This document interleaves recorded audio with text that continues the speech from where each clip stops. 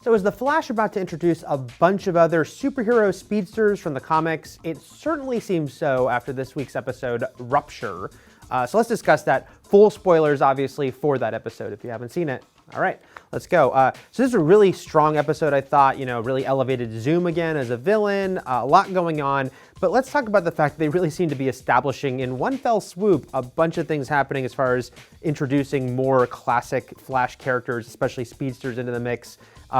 We already knew Wally West and Jesse on the show, Jesse Wells, as it were. But then that particle explosion happened at the end. They were both hit by it. And you're like, all right, is this going to make them both into Jesse Quick and Kid Flash? It will be interesting if they decide to give them both powers. There's a bit of really two people standing next to each other, but maybe there can be a specific story reason for why. And I think they could kind of make that work with the fact that this was specifically meant to give Barry his speed powers back, that it would affect these two people this way. But maybe only one of them will get powers at first. We'll see. But I will say I'm a little wary of the too many speedsters thing. Can there just be too many of these people, no pun intended, running around? But I was at a Q&A recently with executive producer Andrew Kreisberg, and he said that no matter what happens with those characters, he never wants this show, he and his colleagues never want this show to be, he said, Spider-Man and his amazing friends, as in, Barry running around and he's always got other superheroes with him. It's always going to be the Flash, Barry Allen. So even if they get powers, we'll see what role they have, if they even both stick around past a season or kind of go off somewhere else, Legends of Tomorrow, or just go off and come back someday or get killed. Well, who knows? So that is still exciting, though, because we've had them around all season.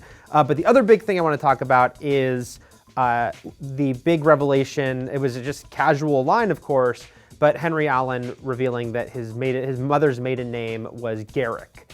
There's been a lot of talk about the depiction of Jay Garrick on the show this season.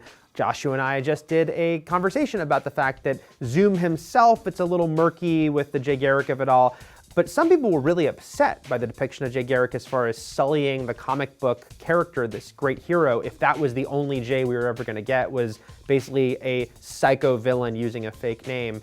This episode told you that's definitely not going to be it. Will it be this season? Will they wait for next season? We'll see. But the fact that Henry Allen revealed that about his mother's maiden name, it's like, all right, does he have a, half-brother he never knew about named Jay we might meet?